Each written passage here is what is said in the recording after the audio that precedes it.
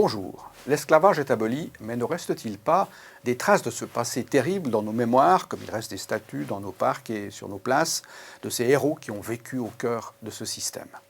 Mémoire victimaire d'un côté, inertie mémorielle de l'autre. La mort tragique de George Floyd récemment aux États-Unis et la vague de protestation qu'elle a suscitée dans le monde nous incitent à revisiter le lent processus qui a conduit l'humanité à abolir l'esclavage, mais sans doute pas à supprimer toutes ses séquelles. Jean-Marc Thétat, bonjour. Bonjour. Vous êtes notre guide sur ce chemin pour comprendre l'esclavage, c'est quoi au fond? On discute encore pour savoir ce que c'est exactement. Oui, parce que l'esclavage recouvre une grande variété de phénomènes, tant au niveau des époques qu'au niveau des sociétés. Et notre conception spontanée de l'esclavage repose en définitive sur les deux expériences historiques marquantes de la conscience occidentale, qui sont d'une part l'esclavage romain et d'autre part la traite atlantique, donc l'esclavage dans les Amériques. Mais cette conception américaine repose juridiquement sur la conception romaine. Et donc on a au départ, spontanément, un concept juridique de l'esclavage, un concept qui fait de l'esclave celui qui a perdu tout droit personnel et qui est traité non comme un être humain, mais comme une marchandise, comme un bien marchand, qui peut être librement vendu et acheté et que l'on peut traiter selon son bon plaisir. Ça, c'est une conception, mais qui manifestement est trop restrictive pour recouvrir l'ensemble des phénomènes de l'esclavage.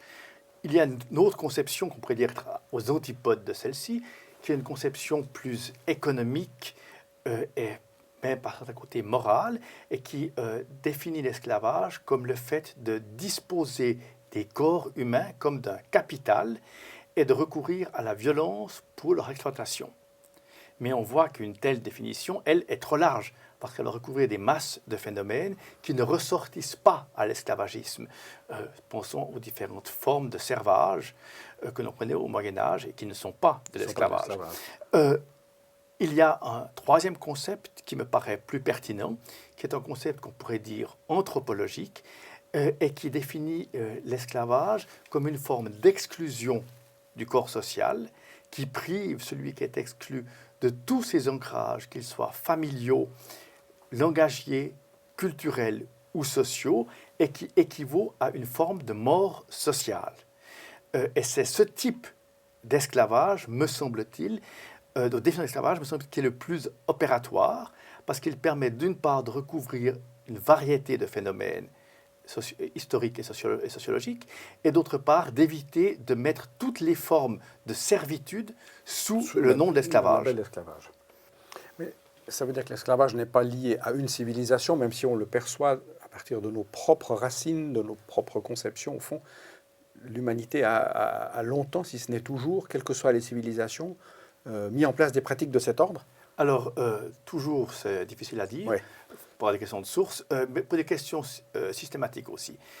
Il paraît évident qu'il y a des formes d'esclavage à partir du moment où il y a ce que Durkheim appelait une division du travail social. Mais c'est quelque chose qui apparaît relativement tardivement à l'échelle de l'humanité. Les hypothèses varient entre 20 000 avant Jésus-Christ et 8 000 avant Jésus-Christ. Ce qui semble clair, c'est qu'au plus tard, au moment où se développe la métallurgie, donc à ce qu'on appelle l'âge du bronze, 3000 avant, 2000 avant, il apparaît un peu partout des formes d'esclavage, mais qui sont encore des formes d'esclavage plutôt domestiques. Et le passage à un esclavage économique à grande échelle est beaucoup plus tardif. Il semble que ce soit guère le cas avant l'époque grecque et romaine. Dans la Grèce antique, par exemple, l'ensemble du travail minier était le fait des esclaves. Toutes les mines d'Athènes étaient exploitées, dont la richesse d'Athènes repose sur les mines d'argent à l'époque antique. L'exploitation des mines d'argent était le fait de travail d'esclaves et pas d'hommes libres. Et c'est à ce moment-là qu'on voit apparaître une économie pour laquelle les esclaves sont une ressource essentielle. Mais comment ça se fait que, au fond, l'espèce humaine soit capable, à l'interne d'elle-même, de prendre des individus et de les considérer comme, au fond, de la marchandise ou des gens qu'on peut simplement manipuler, sortir de leur cadre, comme on le disait dans la première définition? Je pense qu'il faut se rendre compte que la reconnaissance de l'égale dignité de tous les membres de l'espèce humaine, pour la simple et et unique raison qu'ils sont membres de cette espèce Mhm. n'est pas un donné anthropologique universel, mais est une conquête difficile. Une conquête difficile qui a passé par un certain nombre d'étapes, dont la plus importante est probablement ce qu'on appelle la période axiale, donc cette période entre 800 et 300 avant Jésus-Christ, grosso modo, au cours de laquelle, dans une série de civilisations très éloignées les unes des autres, de la Grèce antique à la Chine en passant par l'Inde ou l'Israël ancien, on invente ou on découvre, comme vous préférez, la transcendance et une forme d'universalisme qui remet en question l'idée même qu'il pourrait y avoir des êtres dotés de droits inférieurs. Ça ne la détruit pas, puisque Aristote, philosophe grec, naturellement postérieur à la période axiale, postule encore qu'il y a une classe d'individus qui est née pour être esclave parce qu'elle est inférieure et incapable d'user de façon autonome de sa raison.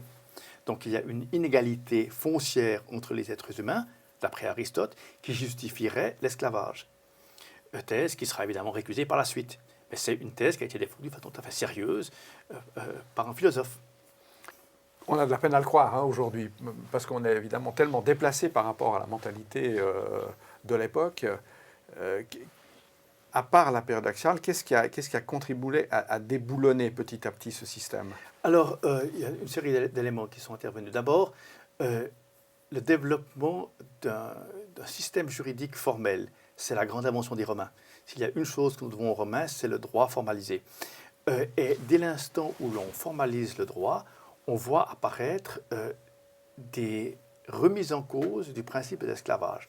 Parmi les juristes romains, il y a des éléments des codes de droit civil qui reconnaissent à tous les êtres humains des droits équivalents, donc ce qui remet en cause l'esclavage. Ensuite, il y a évidemment l'universalisme chrétien qui va dès Paul, les formules célèbres de l'Épître aux Galates, instituent un universalisme dans lequel la différence entre Grecs et Juifs, mais également entre hommes libres et esclaves, ne joue plus aucun rôle. Et ces formules vont avoir une histoire des effets absolument impressionnante. C'est-à-dire que depuis le 5e ou 6e siècle, on a régulièrement des autorités ecclésiastiques qui s'élèvent contre l'esclavage en l'estimant illégitime. Donc, on peut dire que ce qui remet en cause les bases théoriques de l'esclavagisme, c'est la découverte de l'universalisme. Et que l'universalisme, qu'il prenne une forme juridique comme les droits de l'homme ou une forme religieuse comme dans le christianisme, est en principe incompatible avec l'esclavagisme. Donc on a envie de poser la question qui nous mènera à l'émission suivante, mais au fond, combien de temps est-ce qu'il va falloir entre ce temps axial et puis l'abolition de l'esclavage? L'abolition de l'esclavage, formellement, est un processus qui s'étale entre la première décision formelle, remonte, sauf erreur, à 1777. C'est la Constitution de Virginie, sauf erreur, le premier État qui abolit l'esclavage formellement. Le dernier État qui l'abolit officiellement, c'est le Brésil en 1888. Le Portugal le maintient encore après cette date dans ses colonies, ce qui explique probablement la violence des guerres d'indépendance en Angola et au Mozambique que nous avons encore vécu, vous et moi, quand nous étions plus jeunes. C'est lié probablement à ce phénomène, c'est un des derniers territoires esclavagistes en Europe. Une abolition formelle de l'esclavage dans les pays arabes a été beaucoup plus difficile, parce qu'il n'y a pas de tradition propre à ces pays qui s'opposerait à l'esclavage. C'est un phénomène qu'on n'a pas parlé, mais la traite négrière en Afrique a d'abord été une pratique des Arabes et des musulmans, qui a sévi depuis le 7e siècle à peu près, qui a probablement touché 17 millions de personnes environ, qui a profondément désintégré les sociétés et les États africains, et qui a créé une structure de réduction en esclavage dans laquelle les Européens sont venus s'inscrire, mais qui préexistait.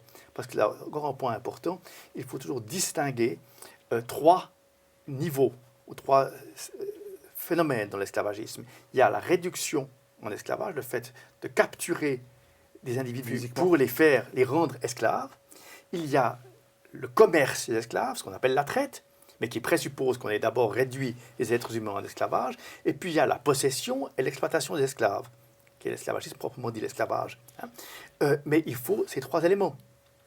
Les Européens se sont occupés de traite et d'exploitation des esclaves, mais la capture des esclaves n'a jamais été leur faite. Ils ont été totalement incapables en Afrique. Donc il y avait des populations africaines qui vivaient de razzias et de capture d'autres Africains qu'ils vendaient aux Européens. Les Européens, après ça, on faisait commerce avec le Brésil, Cuba ou les États-Unis, et que les Européens exploitaient ensuite au Brésil, à Cuba ou aux États-Unis. Merci Jean-Marc Tata pour ce premier volet. On voit, nous les Européens, puisqu'on perçoit ce problème à partir de ce que nous sommes un rouage essentiel dans ce qu'a été l'esclavage. Nous sommes aussi un rouage dans la fin de l'esclavage. Ça sera l'objet d'un prochain échange. Merci à vous.